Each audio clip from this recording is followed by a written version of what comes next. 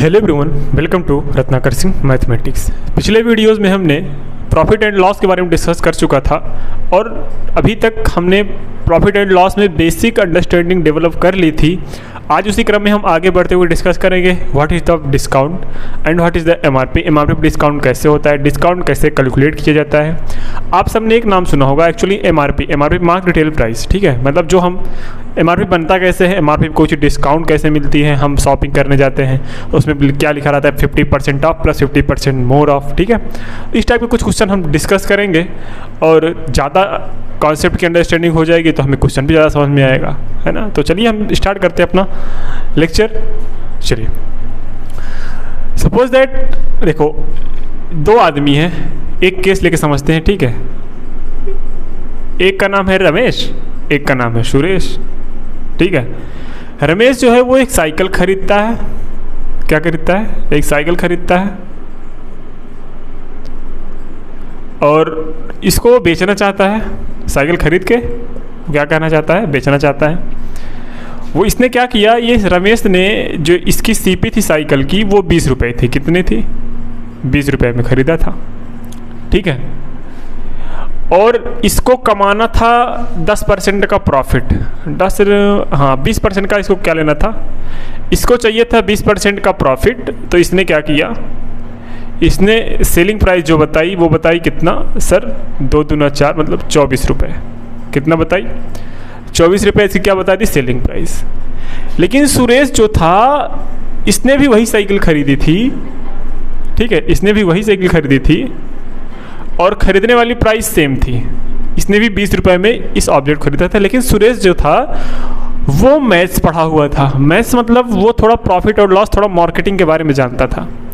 Marketing के बारे में जानने का मीन्स ये थोड़ा मार्केटिंग लगाया, बोला। इसने क्या किया, ये 20 रुपये में ख़रीदा था। इसने उस पर क्या कर दिया, 50% का मार्कअप लगाया। 50% का क्या लगाया? मार्कअप। और 50% का मार्कअप करने के बाद वो 30 रुपये लिया, 30 रुपये लिखा। अब बोल रहा है कि ये हमारा क्या हो गया? एमआरपी। क्या हो गया? एमआरपी। फिर बोला कि मैंने 30 रुपये में ख़रीदा था, आपको मैं कितना डिस्काउंट दे रहा हूँ? मैं आपको क्या कर रहा हूँ, आपको 20% का डिस्काउंट दे रहा हूँ। कितना? 20% का डिस्काउंट दे रहा हूँ। तो 20% का डिस्काउंट देने के बाद जब 30 का 20% माइनस करेंगे तो क्या आ जाएगा? 24। क्या आ जाएगा? 24। अब आप बताइए कि आप किससे साइकिल लेना पसंद करेंगे? आपको ये नहीं पता है कि सेलिंग प्राइस इसकी 24 रुपये है, ठीक है। लेकिन बाहर इसने बोर्ड लगाया है कि 20% डिस्काउंट ऑन एमआरपी। इसने डायरेक्टली लिखा है कि सेलिंग प्राइस 24, ठीक है। तो आप ऑब्वियसली सी बात है आप वहीं जाना पसंद करेंगे जहाँ पे आपको डिस्काउंट मिलेगा। लेकिन बेच तो दोनों खरीद रहे थे 20-20 रुपये में, बेचे हैं दोनों 24 रुपये में। लेकिन इसने क्या किया, इसने थोड़ा अपने मार्केटिंग की क्या कर दिया, मार्केटिंग स्टाइल को चेंज कर दिया। इसने सबसे पहले मार्कअप लगाया और मार्कअप पे डिस्काउंट दे दिया। और हमें लगा कि ये हमें एक्चुअल में डिस्काउंट दे रहा है, जो कि एक्चुअल में डिस्काउंट नहीं है।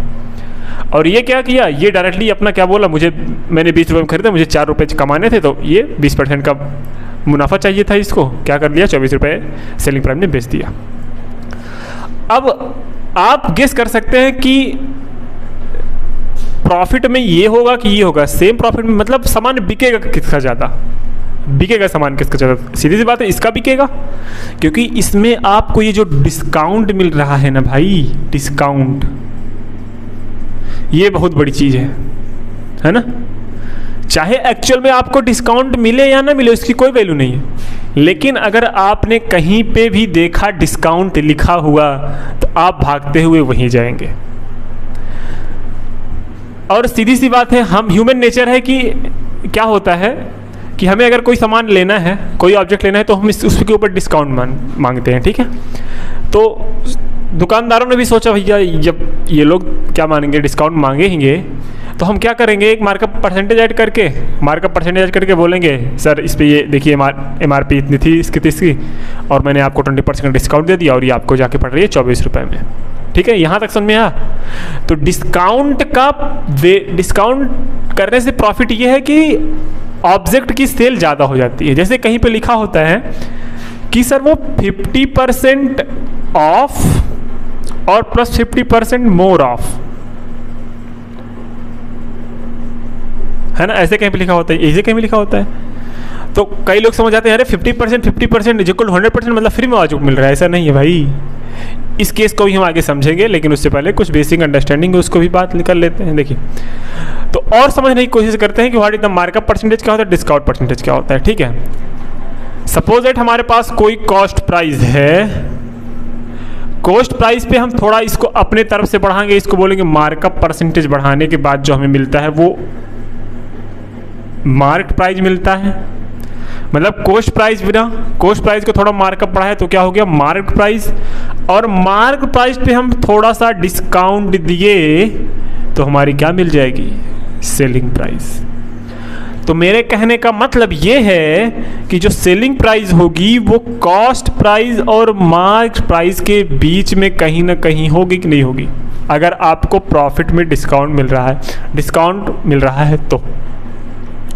ठीक है, जैसे मैंने बोला, आपने क्या किया, आपने एक ऑब्जेक्ट लिया, उसको खरीदा था 100 रुपये में, किसमें, 100 रुपये में खरीदा था। इस पे आपने मार्कअप लगाया सर 50% का मार्कअप लगाया, और जब 50% का मार्कअप लगाया तो ये ऑब्जेक्ट हुआ 150, ये क्या हुआ, मार्क प्राइस, ये हुआ आपका कॉस्ट प्राइस। फिर आपने बोला सर हमने आपको 20% का क्या कर दिया, डिस्काउंट दे दिया, और जब 20% का डिस्काउंट देंगे तो 15 दूना 30, तो 30 का डिस्काउंट, तो अब वो ऑब्जेक्ट कितना मिल जाएगा मेरे भाई, 120 रुपये में।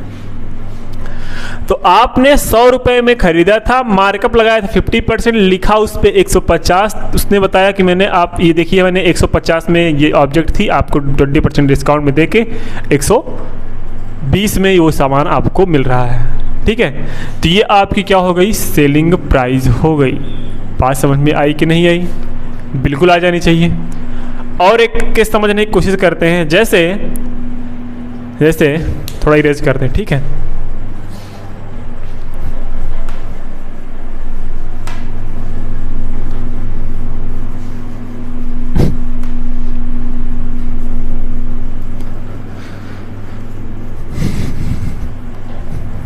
ध्यान से देखिएगा,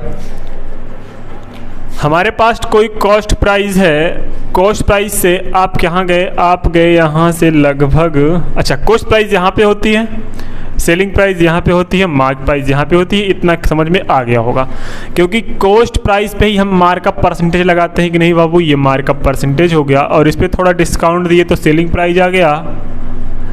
और सीपी से एसपी में कुछ प्रॉफिट होगा कि नहीं होगा, तो हम इसको कर लेते हैं सर P% का कोई प्रॉफिट होगा।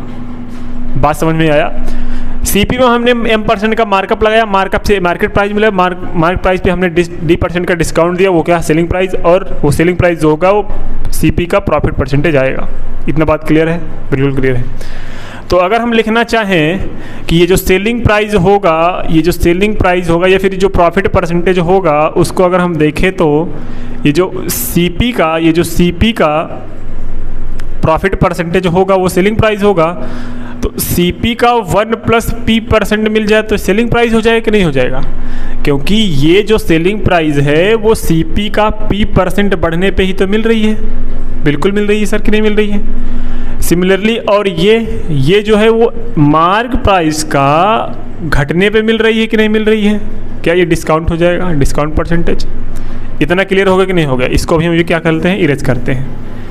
अगर आपको सेलिंग प्राइस चाहिए तो सेलिंग प्राइस कैसे मिला है सर, सीपी में प्रॉफिट परसेंट मिलाने पे एसपी मिल रहा है, और ये मार्क प्राइस में D% माइनस करने पे हमें क्या मिल रहा है, एसपी मिल रहा है। दोनों एसपी तो सेम ही है, बिल्कुल सेम है।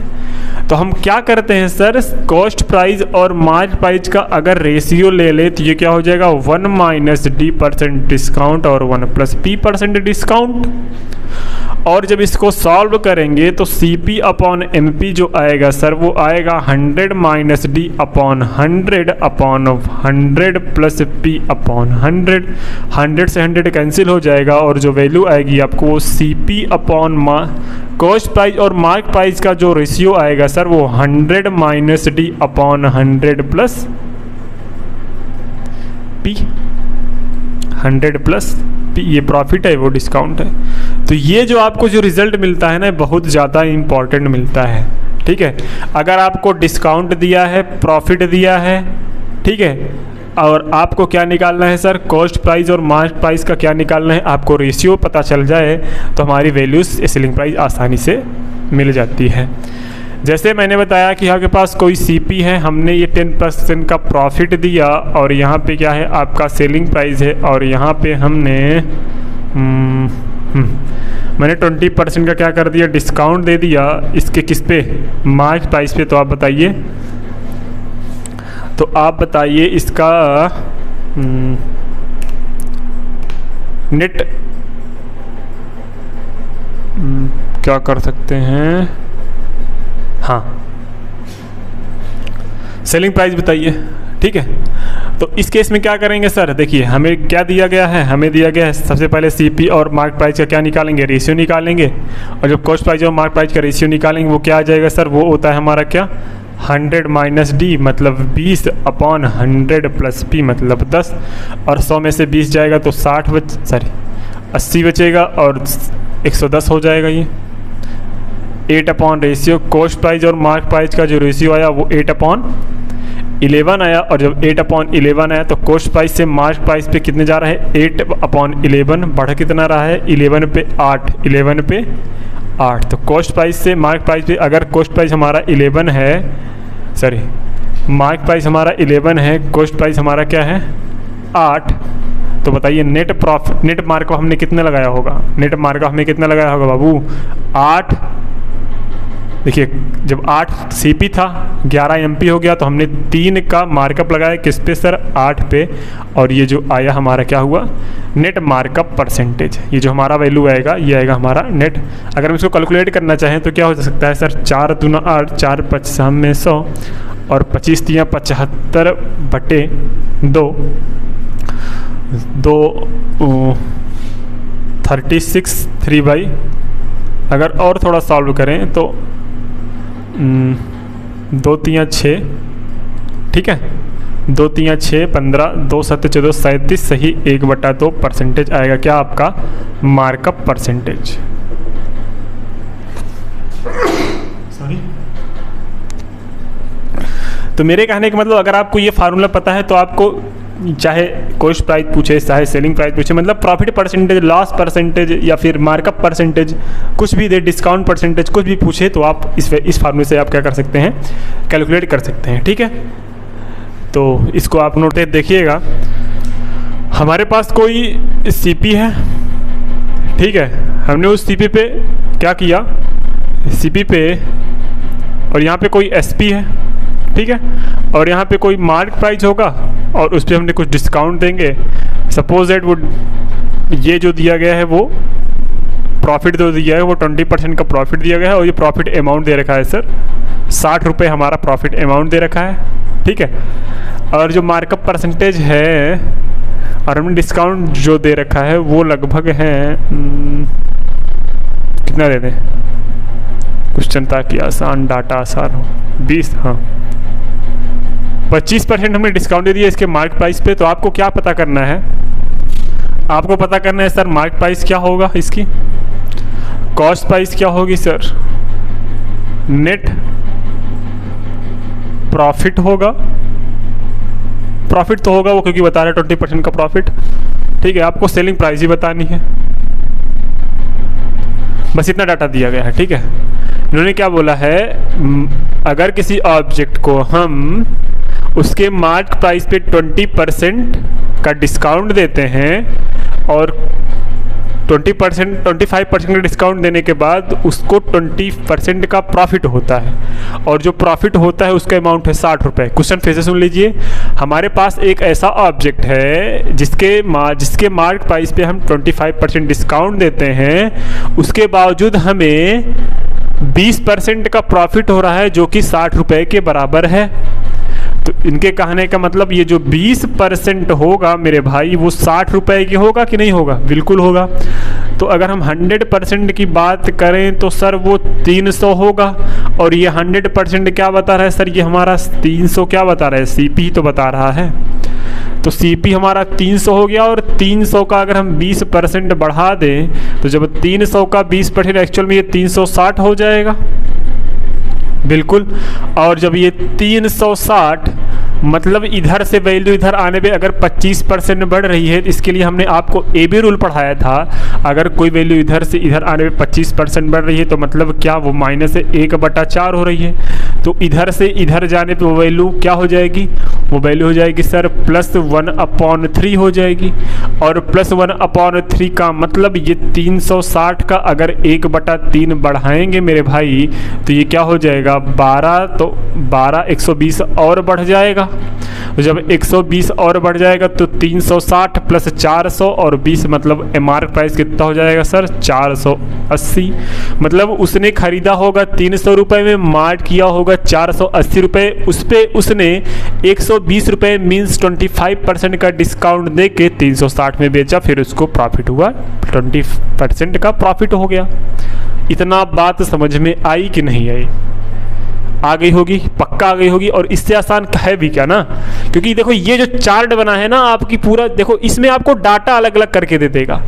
और एक चीज़ पता है क्या, ये डिस्काउंट अभी और आगे हम डिस्कस करेंगे, डाटा भी कितना भी कॉम्प्लिकेटेड हो अगर आपके पास डाटा, लेकिन इस मेथड से आपके सारे क्वेश्चंस हो जाएंगे। अभी अगर आप सीखते टाइम एग्जाम का कंपेयर मत करिए करिए, ठीक है। अगर आप सीख रहे हैं तो क्वेश्चन को सीखना मतलब क्वेश्चन को कॉन्सेप्ट को सीखिए, उसके बाद क्वेश्चन जब एग्जाम लेवल में जब हम क्वेश्चन प्रैक्टिस कराएंगे तो वो भी अलग अप्रोच होगी भाई। क्योंकि अगर आप कॉन्सेप्ट अपने दिमाग में बिठाए रहेंगे तो हम तुरंत क्या जहर वाले क्या लगा देंगे, टिक लगा देंगे। लेकिन उसके पहले आपको कॉन्सेप्ट अच्छे से पढ़ते चले जाना है। चलिए हम एक इसी में थोड़ा देखते हैं, कुछ इसमें चीज़ें और होती हैं उसको समझने की कोशिश करते हैं। क्या सर एक्चुअल में हमें क्या होता क्या दिखाई दे रहा है उसको देखते हैं, ठीक है। अगर कहीं पे आपको CP मिले, कॉस्ट प्राइस मिले, उस पे जो प्रॉफिट मिले वो P% का प्रॉफिट मिल जाए, ठीक है। और जो सेलिंग प्राइस है, और यहाँ पे भी जो सेलिंग प्राइस होगा वो मार्केट प्राइस पे डिस्काउंट देने को मिलेगा, ठीक है। एक्चुअल में अगर आप इसको कैलकुलेट करने जाओगे जब, तो आपको अगर पता चला कि सोचो हमें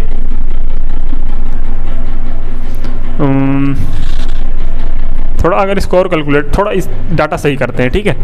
डाटा थोड़ा सही करते हैं, अभी ये समझ में नहीं आएगा, नहीं तो थोड़ा आसान समझते हैं। हमारे पास कोई कॉस्ट प्राइस था, कॉस्ट प्राइस पे हमने मार्कअप लगाया M% का। क्या लगाया? मार्कअप लगाया M% का, तो हमें मिल गया क्या सर MRP मिल गया। क्या मिल गया? MRP मिल गया। इस MRP पे हमने क्या किया, इस MRP पे हमने दिया D% का डिस्काउंट, तो हमें क्या मिल गया सेलिंग प्राइस। तो आपको टोटल इस पूरे फिनोमिनन में प्रॉफिट परसेंटेज होगा, प्रॉफिट और लॉस जो परसेंटेज आएगा वो एक्चुअली पता है क्या, वो होता है successive percentage change, successive percentage change. और सक्सेसिव परसेंटेज चेंज आपको अच्छी तरीके से आता है। मींस अगर हमारे पास ये M% का और -D% का वैल्यू इसको सक्सेसिव करना चाहें तो इसको हमें कैलकुलेट करना चाहें तो कॉस्ट प्राइस से हम सेलिंग प्राइस पे पहुंच जाएंगे। बीच वाला तो MRP होगा। जैसे हम एक क्वेश्चन करना चाहें, सपोज दैट हमने क्या किया, 100 रुपये में ख़रीदा था, ठीक है। सपोज दैट देखो -25% पे क्या कर दिया मार्क प्राइस करके, और हमने क्या कर दिया फिर इसको -25% का क्या कर दिया डिस्काउंट दे दिया। हमने क्या किया 25% क्या कर दिया वैल्यू को क्या कर दिया हमने बढ़ा दिया, 25% को बढ़ा दिया, उसके बाद 25% का डिस्काउंट दे दिया। हमारे पास कोई ऑब्जेक्ट था, उसके प्राइस में मार्कअप क्या किया हमने 25% के जो हमारा कॉस्ट प्राइस था उसको 25% के हमने क्या किया MRP कर दिया, और ये सेलिंग प्राइस हो गया। तो आपको बताना है नेट प्रॉफिट होगा कि लॉस।